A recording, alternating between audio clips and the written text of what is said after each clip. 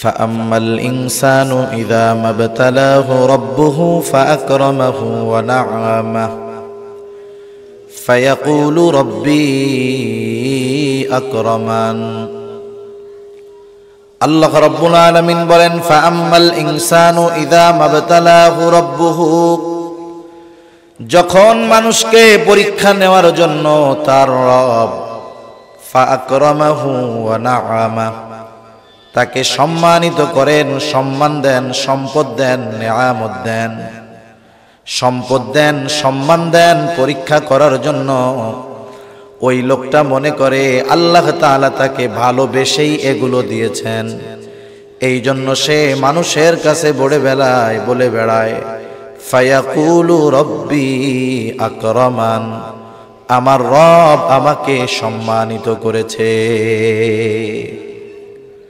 তাহলে কিছু মানুষ মনে করে সম্মান সম্পদ এটা আল্লাহ তাআলা সম্মানিত করার জন্য দেন, ভালোবাসা দেন, কিছু মানুষ এটা মনে করে। সেজন্য এই ধরনের মানুষগুলা সম্মান আর সম্পদের মালিক হলে বলে ফায়াকুলু রব্বি আকরামান, আমার রব আমাকে সম্মানিত করেছে। আল্লাহ তাআলা এরপরে বলেন, যখন আল্লাহ তাআলা তার পরীক্ষা নেওয়ার জন্য তার রিজিকের মধ্যে সংকীর্ণতা দেন, সম্মান কেড়ে নেন, সম্পদটাও নিয়ে নেন, তখন সে বলে, আল্লাহ তাআলা বলেন ওয়া আম্মা ইযা মাবতালাহু ফাকাদারা আলাইহি রিজকাহু ফায়াকুলু রব্বি আহানান। আল্লাহ তাআলা যখন পরীক্ষা করার জন্য তার রিজিকের মধ্যে সংকীর্ণতা দেন, ফাকাদারা আলাইহি রিজকাহু, তার রিজিকের মধ্যে সংকীর্ণতা দেন, তার সম্পদ সম্মান আল্লাহ তাআলা নিয়ে নেন, এই লোকটা তখন সে বলতে থাকে আমার রব আমাকে অপমানিত করেছে। মুফাসসিরিনে কেরাম বলেন তার বলার ধরনটা হলো এইরকম যে আমি সম্পদের উপযুক্ত ছিলাম কিন্তু আমার রব আমাকে সম্পদ দেয় নাই, আমি সম্মানের উপযুক্ত ছিলাম আমাকে সম্মান দেয় নাই, বরং আমার রব আমাকে অপমানিত করেছে। তাহলে সে তার রিজিক সংকীর্ণতার কারণ হিসাবে আল্লাহ তাআলাকে দোষারোপ করে। কাকে দোষারোপ করে? এখন কেউ যদি কাউকে দোষ দেয় আর সে যদি দোষী না হয়, যে দোষ দিল তার কথার জবাব দেয় না, যে তুমি যে আমারে দোষ দিলা, তোমার এই পরিণতি কি আমার কারণে হইছে না কোন কারণে হইছে এটা শুনো। সে যখন বলে ফায়াকুলু রব্বি আহানান, আমার রব আমাকে অপমানিত করেছে, আহকামুল হাকিমিন আল্লাহ রাব্বুল আলামিন তার এই কথার জবাব দিয়ে বলেন কাল্লা, কখনো নয়, আমি তোমাকে অপমানিত করি নাই। তাহলে তোমার রিজিক সংকীর্ণতা কেন আসলো, তোমার এই পরিণতি কেন হলো? এই সূরার আলোকে আল্লাহ রাব্বুল আলামিন মানুষের রিজিক সংকীর্ণতার 4টি কারণের কথা আল্লাহ বলেছে। আসসালামু আলাইকুম ওয়া রাহমাতুল্লাহি ওয়া বারাকাতুহু। ভাই আযান দিবেন কয়টায়? আযান কয়টায় দিবেন? 7:15 আযান দেরি হয়ে যাবে, আবার 7টায় যেহেতু পরে 3 জন মেহমান আছে, অনেক দূর যাইতে হবে, সমস্যা নেই। আলহামদুলিল্লাহ আলহামদুলিল্লাহিল্লাযী হাদানা লিল ইসলাম আল্লাযী নাযালাল কুরআন হুদাল লিন-নাসি ওয়া বায়িনাতিম মিনাল হুদা ওয়াল ফুরকান وخلق الإنسان وكرمه وعلمه من البيان ما لم يعلم فسبحان الذي لا يحصى امتنانه باللسان ولا بالقلم ونشهد أن لا إله إلا الله وحده لا شريك له ونشهد أن سيدنا وسندنا وحبيبنا وطبيبنا وأولانا ومولانا محمد صلى الله تعالى عليه وعلى آله وأصحابه وبارك وسلم تسليما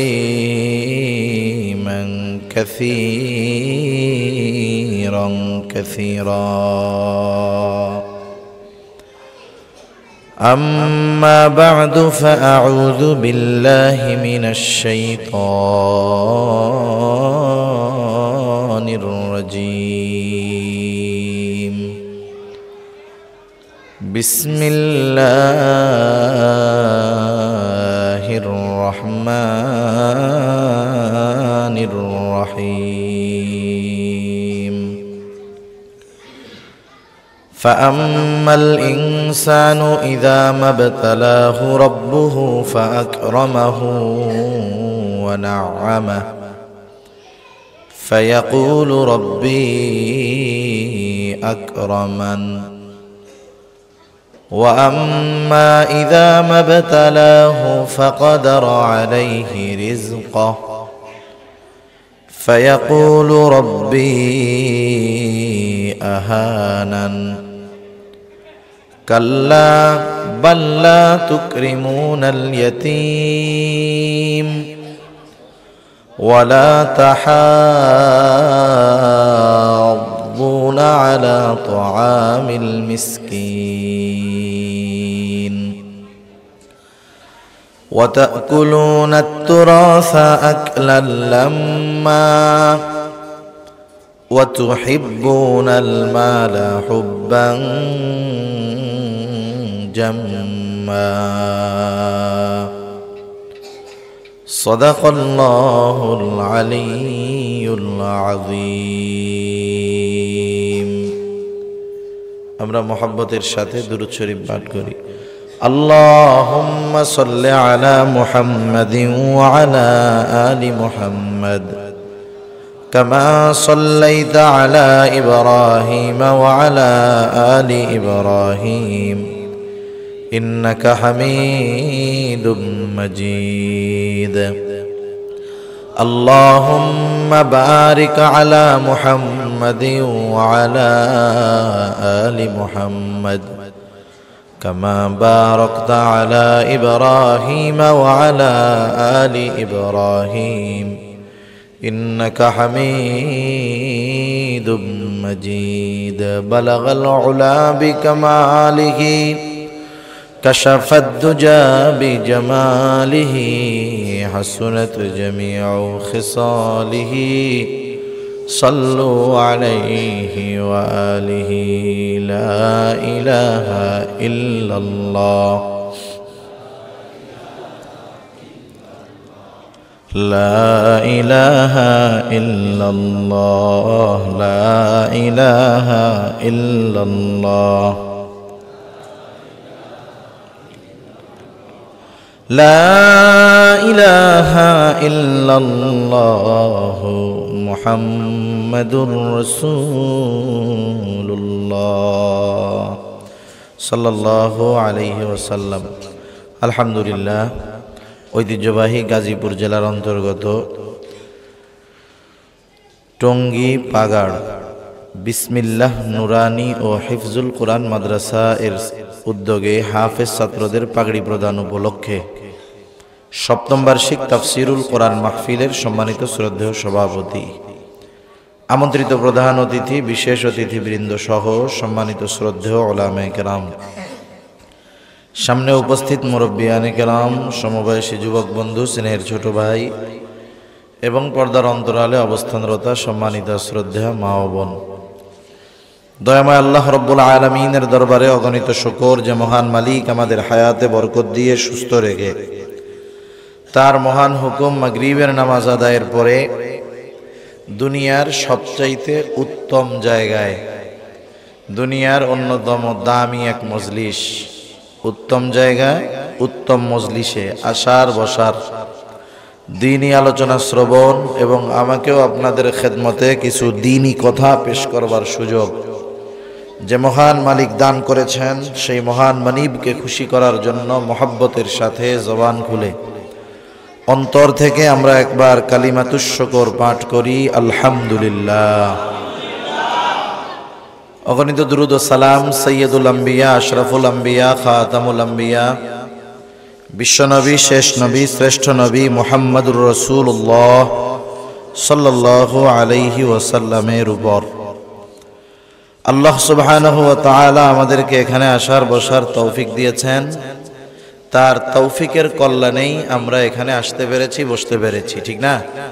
কারণ এখানে যেই মানুষ তার চাইতে বাহিরে কম না বেশি, একেবারে নিকটে ঘুরতেছে ফিরতেছে কিন্তু আসতে পারতেছে না। এটা আল্লাহ তাআলার বড় ইহসান, দয়া। আল্লাহ তাআলা তো তার কাজ তাকেই কাজ করার তৌফিক দেন, যার কাজ, যার আমল আল্লাহ তাআলার কাছে ভালো লাগে। তো যাই হোক, আল্লাহ তাআলা যেহেতু আমাদের আসার তৌফিক দিয়েছেন, আশেপাশে যারা আছে বিনা কারণে ঘুরতেছে, আল্লাহ তাআলা তাদেরকেও এই দামি মজমায় আসার তৌফিক দান করুন। সকলে বলি আমিন। আমি আপনাদের খেদমতে পবিত্র কোরআনুল কারীমের সূরা ফজর থেকে কয়েকটা আয়াত তিলাওয়াত করেছি। আল্লাহ তাআলার কাছে তৌফিক চাই, অল্প সময় আল্লাহ তাআলা কিছু কথা আমাকে আপনাদের খেদমতে বলার সুযোগ করে দেন, যে কথাগুলো আমাদের সবার দুনিয়া এবং আখিরাতের জন্য কল্যাণকর হয়। আল্লাহ সুবহানাহু ওয়া তাআলা এ দুনিয়াতে আমাদেরকে বিভিন্নভাবে বিভিন্ন পদ্ধতিতে পরীক্ষা নিয়ে থাকেন। যারা নিজেদেরকে মুমিন বলে দাবি করে, এ দুনিয়াতে বিভিন্ন সময় আল্লাহ তাআলা তাদের পরীক্ষা নেন। আল্লাহ তাআলা বলেন, আহাসিবান নাস আন ইউতরাকু আন ইয়াকুলু আমান্না ওয়া হুম লা ইফতানুন। মানুষ কি এটা মনে করে যে সে নিজেকে মুমিন বলবে আর তার পরীক্ষা নেওয়া ব্যতীত ছেড়ে দেওয়া হবে? তার মানে আল্লাহ তাআলা বলেন যে অবশ্যই যারা মুমিন দাবি করবে তাদের পরীক্ষা আল্লাহ তাআলা নেবেন।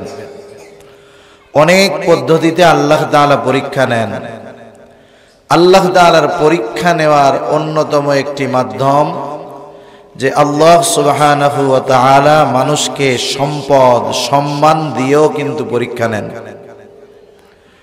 আবার আল্লাহ তাআলা মানুষকে মাঝে মধ্যে রিজিকের সংকীর্ণতার মধ্যে ফেলেও আল্লাহ তাআলা পরীক্ষা নেন। তাহলে পরীক্ষার একটি মাধ্যম হলো সম্পদ দিয়েও পরীক্ষা নেন, সম্পদ না দিয়েও আল্লাহ তাআলা পরীক্ষা নেন। মানুষের স্বাভাবিক অভ্যাস হলো, সে যদি সম্পদের মালিক হয়, টাকা পয়সার মালিক হয়, সমাজে সম্মানিত ব্যক্তি হিসাবে সে প্রতিষ্ঠিত হতে পারে, সে মনে করে আল্লাহ তাআলা তাকে ভালোবাসে। সামাজিক পদ পদবি, সম্পদ, সম্মান পেলে সে কি মনে করে যে আমাকে কে ভালোবাসে? অথচ সব সময় কি আল্লাহ তাআলা এগুলো ভালোবেসে দেন না পরীক্ষা নেওয়ার জন্যও দেন? পরীক্ষা নেওয়ার জন্যও দেন। আবার আল্লাহ তাআলা অনেক সময় মানুষকে অভাবে ফেলেন, সংকীর্ণতা দেন, একটু কষ্টে রাখেন। অনেকে মনে করে আল্লাহ তাআলা মনে হয় আমাদের ভালোবাসেন না বিধায় আমাদের রিজিকের সংকীর্ণতা দিয়েছে। বিষয়টা এমন নয়, বরং আল্লাহ তাআলা অনেক সময় বান্দার পরীক্ষা নেওয়ার জন্য রিজিকের সংকীর্ণতা দেন। রিজিক সংকীর্ণতা তথা জীবনে চলাফেরায় কষ্ট, খাওয়া দাওয়ার কষ্ট, জীবন উপকরণের অভাব, এটা যদি আল্লাহ তাআলার ভালোবাসার কারণ হয়, যে ভালোবাসলে বেশি দেন, না বাসলে কম দেন, তাইলে দুনিয়াতে অধিকাংশ ভালো মানুষ, নবী রাসূলগণ, তাদের জীবনটা কষ্টের সাথেই বেশি কাটছে, ঠিক কিনা বলে? তাহলে বিষয়টা আমাদের ক্লিয়ার যে আল্লাহ তাআলা সম্পদ দেন, সম্মান দেন, এটা পরীক্ষার জন্যও দেন, নেয়ামত হিসাবেও দেন। আবার আল্লাহ তাআলা অভাব দেন, সংকীর্ণতা দেন, এটা পরীক্ষার জন্যও দেন। অনেক সময় মহব্বতের ব্যক্তি যারা, তাদেরকে আল্লাহ তাআলা অভাবে রাখেন।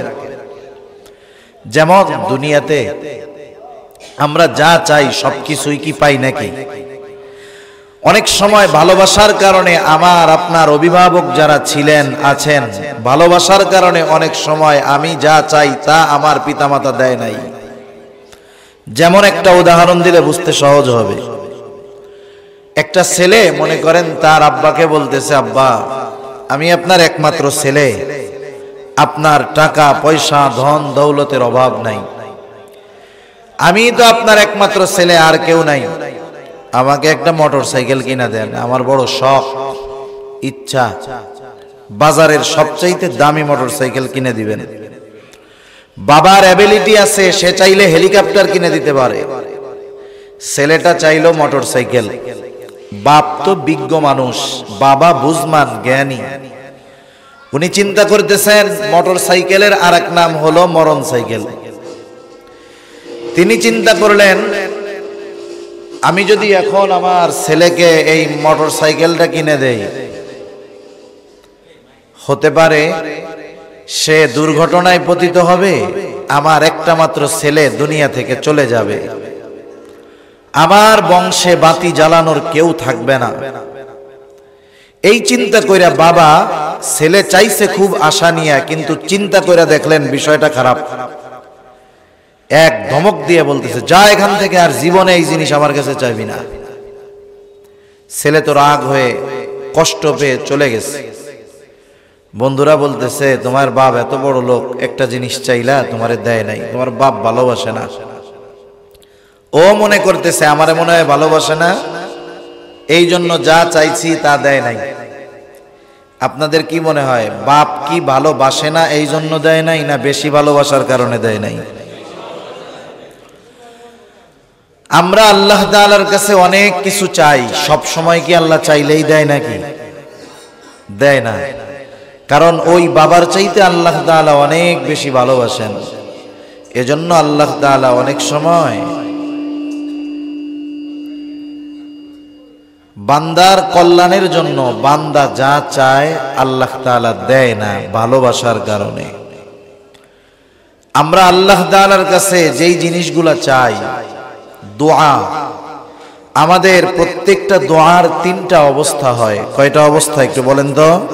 তিন অবস্থা। ভাই প্রথমে যেমন ছিল এরকমই দেন, অসুবিধা নেই, প্রথমে যেমন ছিল এরকম দেন। আমাদের প্রত্যেক দোয়ার অবস্থা হয় কয়টা? তিনটা। এক নাম্বার অবস্থা, দোয়া করার সাথে সাথে আল্লাহ তাআলা ওই দোয়াটা কবুল করে। এই অবস্থা আমার আপনার জীবনে অনেকবার হয়েছে। মনে করেন রাস্তা দিয়ে যাইতেছে একজন, এক দোকানদার তার কাছে টাকা পায়, ও দোকানদারের সাথে দেখাও করে না পাওনা টাকা দেওয়ার ভয়ে। এবার একই রাস্তায় আসতেছে, ডানে বামে কোনো গলিটলি নাই, আসতেছে দুইজন মুখোমুখি। দূর থেকেই যেই দেখছে যে দোকানদার আসতেছে, কি অবস্থা? মনে মনে কয় আল্লাহ যেন ধরা না পড়ি, এই দোয়া করতেছে আল্লাহর কাছে। দোকানদার কোন কারণে জানি ঘুরে আর একদিকে চলে গেল, সে কয় আল্লাহ বাইসা গেছে। এটা একটা কথার কথা বললাম আর কি। এই লোকটার দোয়াও কিন্তু ওই সময় কবুল হয়েছে, আল্লাহর ইজ্জতটা বাঁচায় দিছে।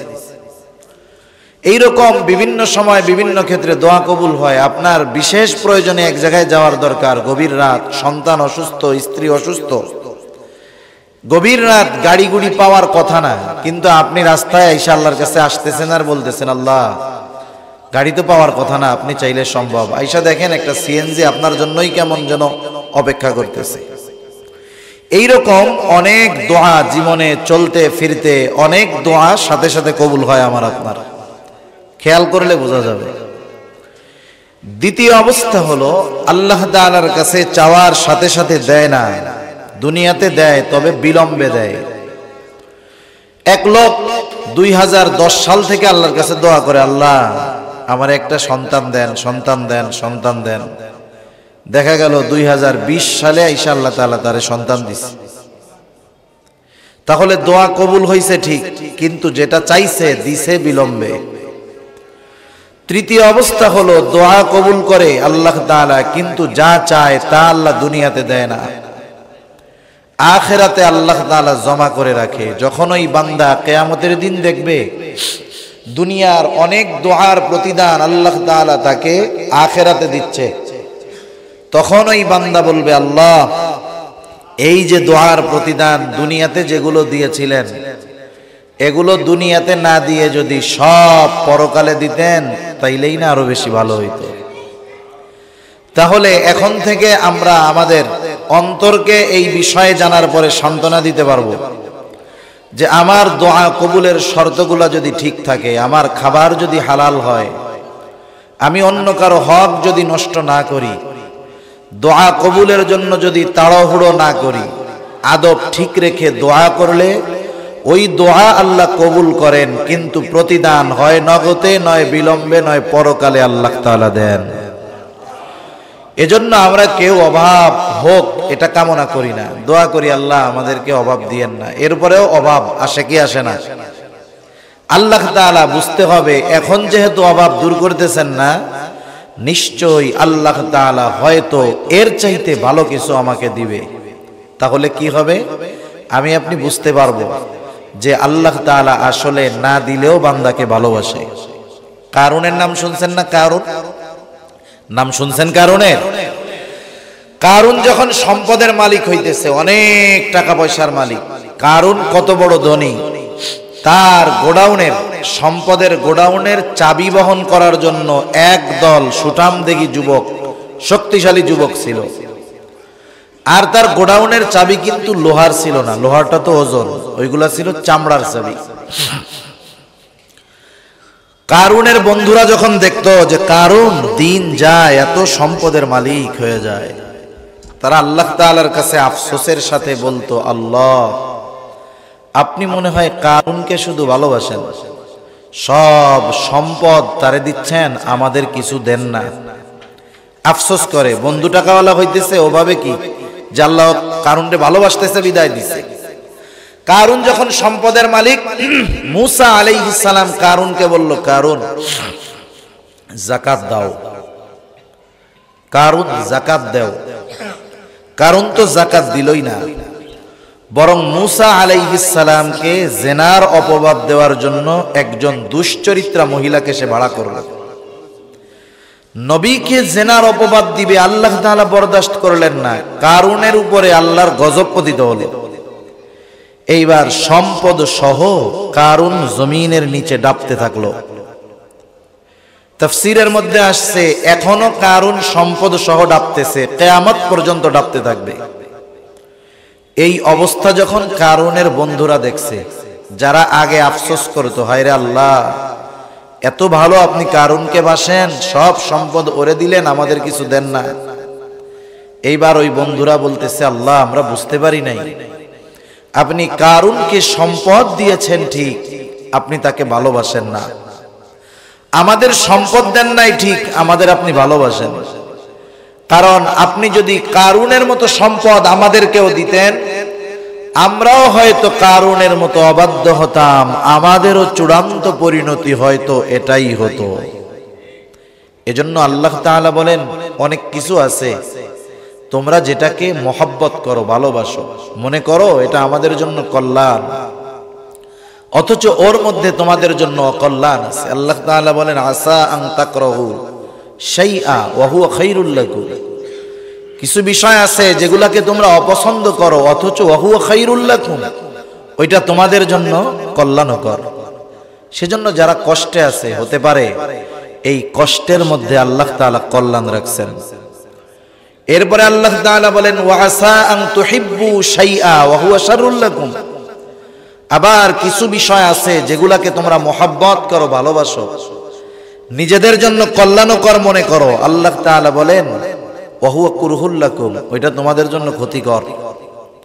সেজন্য দুনিয়াতে আমরা যদি কখনো অভাবে থাকি, কষ্টে থাকি, আল্লাহ তাআলার ফয়সালা যদি ওটা হয়, হতাশ হওয়ার কারণ নাই যে আল্লাহ তাআলা আমাদের ভালোবাসেন না, বরং ভালোবেসেও অনেক সময় আল্লাহ তাআলা তার প্রিয় বান্দাদেরকে একটু কষ্ট, দারিদ্রতার ভিতরে রাখেন। তা যাই হোক, পরীক্ষা নেওয়ার জন্য আল্লাহ তাআলা মানুষকে সম্মান সম্পদ দেন, সে কথাই আল্লাহ তাআলা বলেন। এজন্য অনেক বেনামাজি নামাজির উপরে গর্ব করে, নামাজ পড়ে না, নাফরমানি করে, নামাজি তার প্রতিবেশী নামাজ পড়ে আল্লাহর হুকুম মানে, কিন্তু অভাব দারিদ্রতার ভিতরে আছে। বেনামাজি আল্লাহর নাফরমানি করে, আবার কি বলে জানেন, দেখ তুই নামাজ কালাম পড়স আর আমি নামাজ কালাম ঠিকমতো পড়িও না, আল্লাহ তাআলা তাই আমারে ভালোবাসা কত কিছু দিছে, তুই নামাজ কালাম পড়ে কিছু পাস না, তোর কষ্টে দিন যায়, তাইলে আমি যদি ঠিকমতো নামাজ কালাম পড়তাম তোরা তো না খেয়ে মরতি। কারণ ও মনে করে আল্লাহর ভালোবাসার মাপকাঠি হলো সম্মান আর সম্পদ। অথচ আল্লাহ কি বলেন যে এটা আমি দিয়েছি মানুষকে পরীক্ষা করার জন্য। কয়টি কারণ? 4টি কারণ। এগুলা যদি আমাদের মধ্যে থাকে আমরা একবারে ফরম্যাট দিয়ে দেব, দুইয়া মুইসা সব খালাস করে ফেলতে হবে, নাইলে রিজিক সংকীর্ণতা এ দুনিয়াতে দেখা দিবে। তারা বলে ফায়াকুলু রাব্বি আহানান, আমার রব আমাকে অপমান করেছে। আর আল্লাহ বলেন কাল্লা, কখনো নয়। রিজিক সংকীর্ণতার কারণটা কি? আল্লাহ তাআলা বলেন বাল লা তুকরিমুনাল ইয়াতীম, তোমার রিজিক সংকীর্ণতার অন্যতম কারণ হলো, বরং তোমার রিজিক সংকীর্ণতার 1 নম্বর কারণ হলো তুমি ইয়াতীমকে সম্মান করো না। ইয়াতীমকে সম্মান করো না। ছোট যে ইয়াতীম যদি ছোট হয় ওরে সম্মান করব কেমনে? রাসূলুল্লাহ সাল্লাল্লাহু আলাইহি ওয়াসাল্লাম জানায়া দিয়েছেন, মুফাসসিরিনে কেরাম বলেন উদ্দেশ্য হলো, ইয়াতীমকে সম্মান করার উদ্দেশ্য হলো ইয়াতীমের হক তুমি যথাযথভাবে আদায় করো না। ইয়াতীমের সাথে যেমন আচরণ করার কথা তুমি আচরণ করো না। এজন্য আল্লাহ সুবহানাহু ওয়া তাআলা জানায়া দিলেন রিজিক সংকীর্ণতার 1 নম্বর কারণ হলো ইয়াতীমের সাথে অসৎ আচরণ। সেজন্য ইয়াতীম 2 ধরনের হতে পারে, একটা হলো সম্পদওয়ালা ইয়াতীম আর একটা হলো সম্পদ নাই গরিব ইয়াতীম। ইয়াতীম যদি সম্পদওয়ালা হয় গরিব হয়, উভয় ইয়াতীম সর্বপ্রথম আমাদের কাছে ভালো ব্যবহার পাবে। ইয়াতীম যদি সম্পদওয়ালা হয়, টাকা পয়সা থাকে, তাইলে তার সম্পদ আছে, ধনী আত্মীয় স্বজন আছে, এজন্য ওই দিকে তাকিয়ে অনেকে তার সাথে ভালো ব্যবহার করে। আবার ইয়াতীম যদি গরিব হয়, মা বাবা নাই, গরিব মানুষ, সম্পদ নাই, এমনি তো ইয়াতীম আরো গরিব, তার সাথে একটু খারাপ আচরণ বেশি করে। কিন্তু স্বাভাবিকভাবে যে ইয়াতীম সে যদি ধনীও হয় গরিবও হয়, তার সাথে ভালো ব্যবহার করতে হবে, ভালো আচরণ করতে হবে, কখনো ধমকও দেওয়া যাবে না। কারণ সম্পদ থাক তাতে কি, ধনী ইয়াতীমকে যদি কেউ একটা ধমক দেয়, একটু খারাপ আচরণ করে, তার হৃদয়ের মধ্যে কষ্ট লাগবে। আরে আমার বাবা থাকলে, আমার মা থাকলে আমার সাথে এমন খারাপ আচরণ কেউ করতো না, যদি কেউ করতো আমার বাপ তার প্রতিবাদ করতো, ঠিক কিনা বলেন? এই যে কষ্টটা ইয়াতীমের কলিজায় লাগবে, এটা আমার আপনার পতনের জন্য যথেষ্ট। এজন্য ইয়াতীম যদি ধনীও হয় তার সাথে সদাচরণ ভালো ব্যবহার, গরিব হলেও তার সাথে সদাচরণ ভালো ব্যবহার, খবরদার কখনো ধমক দেওয়া যাবে না। আল্লাহ তাআলা কোরআনুল কারীমের সূরাতুদ দুহা, এই সূরার মধ্যে রাসূল আকরাম সাল্লাল্লাহু আলাইহি ওয়াসাল্লামকে 3টা নেয়ামতের কথা বলেছেন। নবীজিকে প্রদত্ত 3টা নেয়ামতের কথা উল্লেখ করবার পর আল্লাহ তাআলা নবীজিকে 3টা বিষয়ের আদেশ করেছেন। 1 নম্বর নেয়ামত, আল্লাহ রাব্বুল আলামিন বলেন আলাম ইয়াজিদকা ইয়াতীমান ফাআওয়া, আমি কি আপনাকে ইয়াতীম অবস্থায় পাই নাই? ইয়াতীম অবস্থায় পাওয়ার পর আপনার জন্য উত্তম লালন পালনের ব্যবস্থা করি নাই? তার মানে আল্লাহ তাআলা নবীজি ইয়াতীম হওয়ার পরেও ওই সন্তান দুনিয়ায় আসার 6 মাস আগে ওই লোকের ছেলেটা মারা গেল, মানে স্বামী মারা গেল। এই মহিলা এখন গর্ভবতী, সন্তান দুনিয়ায় আসে নাই। আমাদের দেশে অধিকাংশ শ্বশুর শাশুড়ি এখন ওই ছেলের বউ যে মারা গেছে, তার স্ত্রী, তার সন্তান আছে পেটে, এদেরকে মাথার বোঝা মনে করে। অনেকে তো দোষ দিয়াই বসে, তুইও অপয়া, তোর পেটের মধ্যে যেটা আছে এটাও অপয়া, আমার ছেলেটা শেষ, এখন যা তুই তোর বাপের বাড়ি যা, তুই আর তোর লালন পালনের ব্যবস্থা করিস, আমাকে ওইদিকে আসবি না। এরকম বলার লোক সমাজে কম না, অনেক আছে। অথচ রাসূল আকরাম সাল্লাল্লাহু আলাইহি ওয়াসাল্লাম দুনিয়ায় আসার আগে ওনার বাবা মারা গেছে।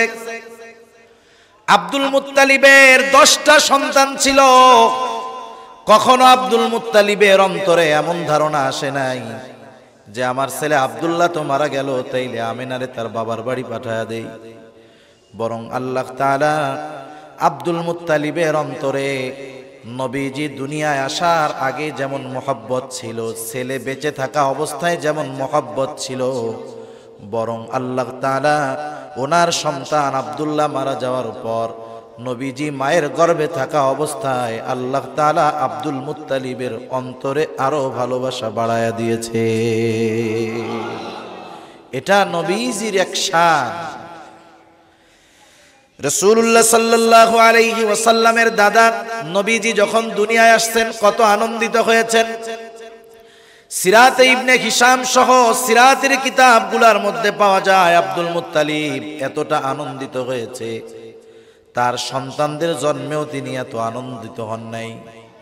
নিজে সকল অভিভাবকত্বের দায়িত্ব গ্রহণ করেছেন। নবীজির 6 বছর বয়স, মা মারা গেল। এমনটা হয় নাই ইয়াতীম মাও নাই, বাবাও নাই, এই কারণে নবীজির সাথে মানুষেরা খারাপ আচরণ করেছে এমন নয়। বরং আব্দুল মুত্তালিব সর্বোচ্চ মহব্বত ভালোবাসা আমার আপনার নবীকে করেছেন। সাথে সাথে তিনি মারা যাওয়ার পূর্বে আবু তালেবকে ওসিয়ত করে গেছেন, আবু তালেব আমার মৃত্যুর পর তুমি মুহাম্মাদের সকল দায়িত্ব গ্রহণ করবা। নবীজি ইয়াতিম হওয়ার কারণে, ওই যে বললাম মা বাবা না থাকার কারণে মানুষ যে একটা আলাদা চোখে দেখে, নবীজিকে কেউ এইটা দেখে নাই। বরং নবীজির প্রতি অনুগ্রহ ভালোবাসা আল্লাহ তাআলা সকলের অন্তরে আরো বাড়ায় দিয়েছেন। এটা বড় এক নেয়ামত। এই যে নেয়ামত আপনারে দিলাম, এই নেয়ামতের বিপরীতে আপনি কি করবেন? এই নেয়ামতের বিপরীতে আল্লাহ তাআলা বলেন ফাআম্মাল ইয়াতীমা ফালা তাকহার, আপনি কখনো ইয়াতিমদের সাথে ধমকের সুরে কথা বলবেন না। এ আদেশ নবীজিকে বলা হচ্ছে ঠিক, কিন্তু শিক্ষণীয় আমাদের জন্য। কারণ নবীজির আখলাক তো এরকমই, উনি জীবনে কোনোদিন কোনো বাচ্চারে ধমক দেন নাই। হযরত আনাস রাদিয়াল্লাহু তাআলা আনহু 10 বছর নবীজির খাদেম ছিলেন। নবীজির খাদেম ছিলেন 10 বছর। তিনি বলেন কোনদিন নবীজি এমন কথা বলেন নাই, আনাস এটা কেন করছো আর এটা কেন করো নাই, এরকম একটা কথা নবীজি কোনদিন বলেন নাই। তাহলে ইয়াতিমদের সাথে ধমকের সুরে কথা বলো না, এটা মূলত শিক্ষণীয় আমাদের জন্য, এ আদেশ আমাদের উপর। সেজন্য 1 নাম্বার, ইয়াতিম ধনী হোক আর গরিব হোক, আমরা কখনো ইয়াতিমের সাথে খারাপ আচরণ করব না। এবার যদি ইয়াতিম গরিব হয় তাহলে তার প্রতি আর একটু দায়িত্বশীল হব। সাধারণত আমাদের দেশে অধিকাংশ দ্বীনি প্রতিষ্ঠানগুলোর মধ্যে ইয়াতিমদের অভাব নাই। অবাক হয়ে যাবেন, বাস্তবতা এটা। আমাদের দেশে এনজিওদের আগমনের যেই কারণগুলো ছিল, এর মধ্যে তারা বলতো আমরা দারিদ্র বিমোচনের জন্য, অসহায় ইয়াতিমদেরকে সহযোগিতার জন্য এই বাংলাদেশে ঢুকলাম। কিন্তু বাস্তবতা এইটা, বাংলাদেশের মধ্যে সবচাইতে বেশি ইয়াতিমদের লালন পালন ব্যয়ভার বহন করা হয় যেই প্রতিষ্ঠানগুলো, সেগুলোই হলো মাদ্রাসা। মাদ্রাসা সবচাইতে ইয়াতিমদের রক্ষণাবেক্ষণের ব্যবস্থা করে। কিছু আল্লাহর বান্দা আছে, সম্পদ দিছে, দিনদার মানুষ, তারাই দ্বীনি প্রতিষ্ঠানগুলোয় সহযোগিতা করেন, আর প্রতিষ্ঠানগুলো তাদের তত্ত্বাবধানে ইয়াতিমদের লালন পালন করে। আল্লাহ তাআলা এই প্রতিষ্ঠান আর যারা সহযোগিতা করে, আল্লাহ সবাইরে কবুল করুক। ইয়াতিম যদি গরিব হয় তাহলে একটু বেশি দায়িত্ব নেওয়ার চেষ্টা করব। কি করব? ভালো আচরণ তো সাথে সাথে করব। ভালো আচরণের আরেকটা ফজিলতের কথা বইলা নেই। রাসূল আকরাম সাল্লাল্লাহু আলাইহি ওয়াসাল্লামের কাছে একজন লোক আসছে। আসার পরে বলতেছে, ইয়া রাসূলুল্লাহ, আমার হৃদয়টা কঠোর হয়ে গেছে, আমার হৃদয়টা কঠোর হয়ে গেছে, আমাকে একটু কিছু বইলা দেন যাতে করে আমার কঠোর হৃদয়টা কোমল হয়ে যাবে। কারণ কঠোর হৃদয়ের মানুষ যে, তার আচরণ স্বভাব থাকে কঠোর, তাকে মানুষ ভালোবাসে না, পছন্দ করে না। কিন্তু কোমল হৃদয়ের মানুষ, তার আচরণ কোমল, তাকে মানুষ ভালোবাসে, মহব্বত করে। নবীজি এইবার ওই লোকটাকে বললেন, শোনো, আমসিহ রাসাল ইয়াতীম ওয়া আতঈমিল মিসকিন, তুমি এতিমের মাথায় বেশি বেশি হাত বুলায় দাও আর মিসকিনদেরকে খানা খাওয়াও, তাহলে আল্লাহ তাআলা তোমার কঠোর হৃদয়টাকে কোমল বানায়া দিবে। সেজন্য ইয়াতিম পাইলে আদর করব, মাথায় হাত বুলায় দিব, ভালো আচরণ করব, আদর করব, এতে ও অনেক খুশি হবে। ইয়াতিম যদি গরিব হয়, যদি আমার অ্যাবিলিটি থাকে, অভিভাবকত্বের দায়িত্ব গ্রহণ করব। আত্মীয় স্বজন কেউ নাই, জামা কাপড় বানায় দিব, মাদ্রাসায় 1000 টাকা 2000 টাকা খানার খরচ, যদি অ্যাবিলিটি থাকে দিব। 1 মাস পারি, প্রতি মাসে মাসে পারি না, 2 মাস পরে দিব। বাসা কাছে, মাদ্রাসায় ইয়াতিম আছে, আমার পরিবারে 6-7 জন লোক খায়, আমিও তাকে সাথে নিয়ে বসায় খাওয়াবো, আমার পরিবারের একজন সদস্য বানায় ফেলবো। আমি যদি তার অভিভাবকত্বের দায়িত্ব গ্রহণ করি, লাভটা কি? রাসূল আকরাম সাল্লাল্লাহু আলাইহি ওয়াসাল্লাম বলেন, আনা ওয়া কাফিলুল ইয়াতীম কাহাতাইনি ফিল জান্নাহ। নবীজি বলেন, আমি আর ইয়াতীমের অভিভাবক জান্নাতের মধ্যে পাশাপাশি অবস্থান করব। এ কথা বলার পর নবীজি এই 2টা আঙ্গুল দেখাইলেন। এই 2টা আঙ্গুল যেমন ভাবে পাশাপাশি অবস্থান করে, আমি আর ইয়াতীমের অভিভাবক ওই রকম জান্নাতের মধ্যে পাশাপাশি থাকব। একটু চিন্তা করেন, দুনিয়ায় মানুষ মানুষের কাছে যাওয়ার জন্য, পাশে যাওয়ার জন্য কত কিছু করে, কত সম্পদ ব্যয় করে, চায় তার কাছে একটু বসতে, একটু পাশে চাইতে। আমরা যদি নবীজির পাশে অবস্থান করতে চাই, আমরা আমাদের সামর্থ্য অনুযায়ী ইয়াতীমের অভিভাবকত্বের দায়িত্ব গ্রহণ করব, তাহলে নবীজির পাশে থাকা যাবে। শুধু তাই না, আমার ঘরে যদি একজন ইয়াতীম আসে, খায়, তার সাথে যদি আমি ভালো আচরণ করি, যাই খাওয়াই, যদি আচরণ ভালো হয়, খাবার যত নরমাল হোক, সে কষ্ট পাবে না। খাবার যত ভালো খাওয়াই, যদি তারে খোসা মারি, একটু উল্টাপাল্টা কথা বলি, তার হৃদয়ে কষ্ট লাগবে, ঠিক না? রাসূল আকরাম সাল্লাল্লাহু আলাইহি ওয়াসাল্লাম বলেন, ওই ঘর কতই না উত্তম ঘর, যেই ঘরে একজন ইয়াতীম আছে আর তার সাথে উত্তম ব্যবহার করা হয়, ওই ঘর কতই না উত্তম ঘর। আবার নবীজি বলেন, ওই ঘর কতই না নিকৃষ্ট ঘর, যেই ঘরের মধ্যে একজন ইয়াতীম আছে আর তার সাথে খারাপ আচরণ করা হয়।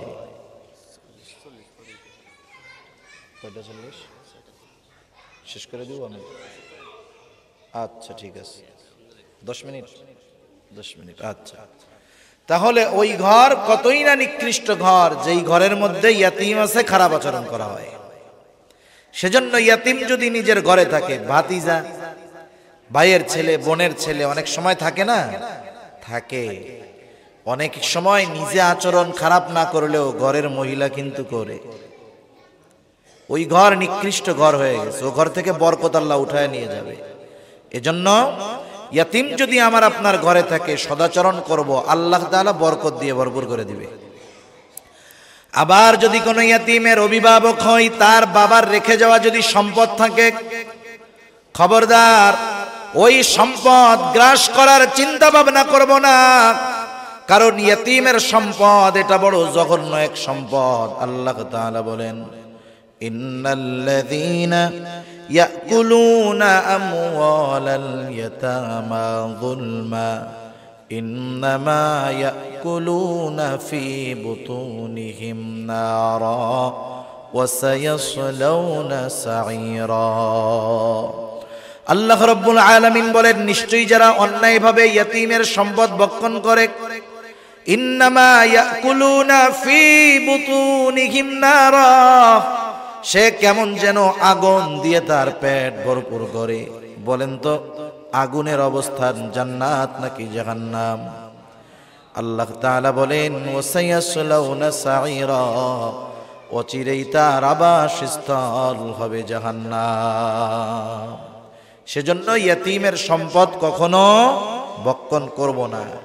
এই কাজগুলা যদি করি, তাহলে আমরা ইয়াতীমকে সম্মান করনেওয়ালা হয়ে যাব। রিজিক সংকীর্ণতার দ্বিতীয় কারণ আল্লাহ তাআলা বলেন ওয়ালা তাহাদ্দুনা আলা তাআমিল মিসকিন। এখানে আল্লাহ তাআলা একটা মানুষের দ্বিতীয় স্বভাবের কথা বর্ণনা করেছেন।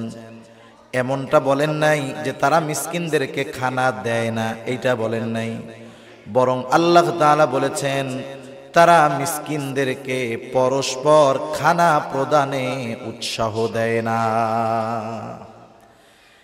মিসকিনদেরকে খানা দিতে উৎসাহ সেই দিবে যে নিজে খাবার দেয়। এখানে দ্বিতীয় গুণ বলার দ্বারা উদ্দেশ্য হলো প্রথমটা তার মধ্যে আছে, প্রথমটা আছে, দ্বিতীয়টাও থাকতে হবে।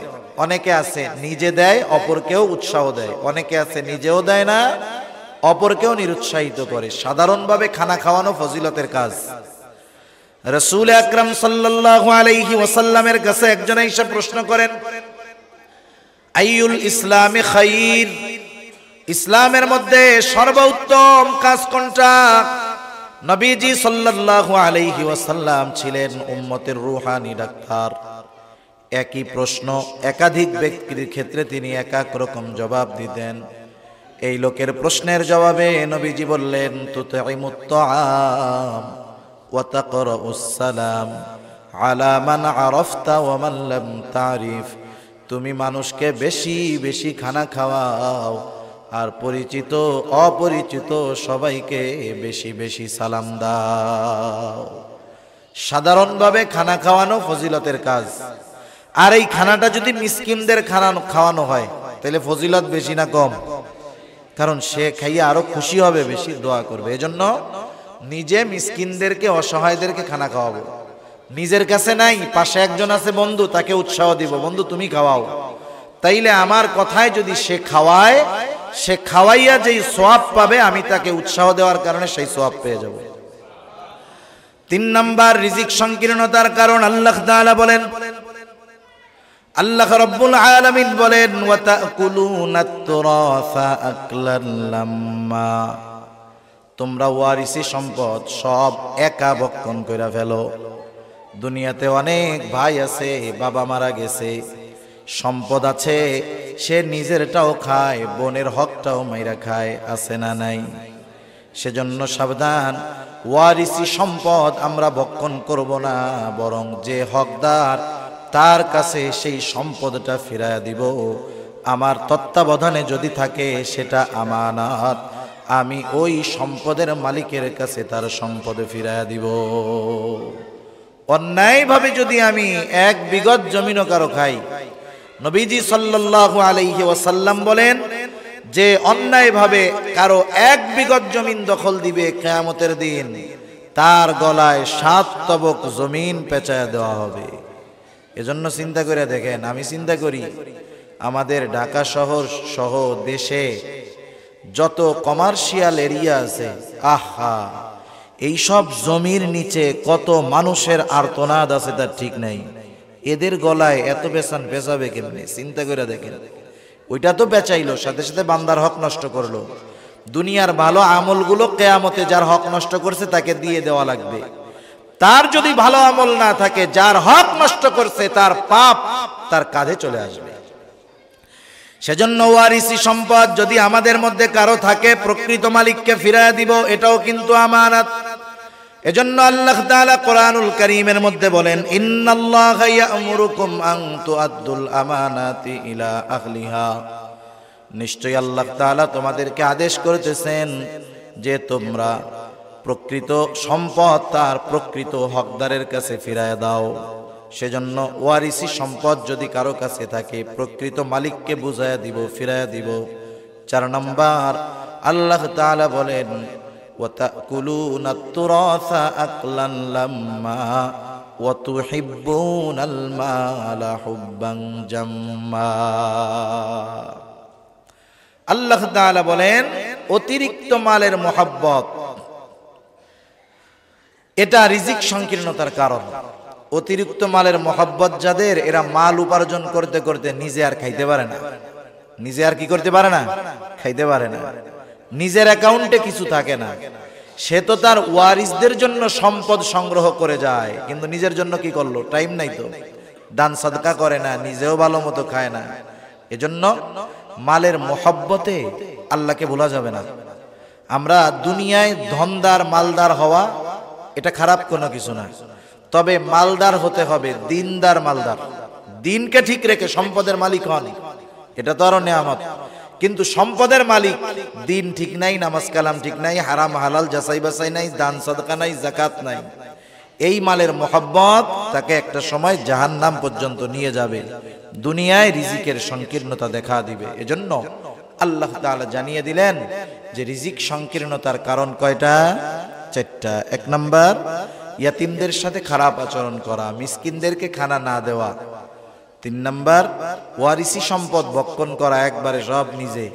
4 নাম্বার, অতিরিক্ত মালের মহব্বত। আল্লাহ সুবহানাহু ওয়া তাআলা আমাদেরকে এই কথাগুলা বুঝবার, আমল করবার তৌফিক দান করুন। সকলে বলি আমিন।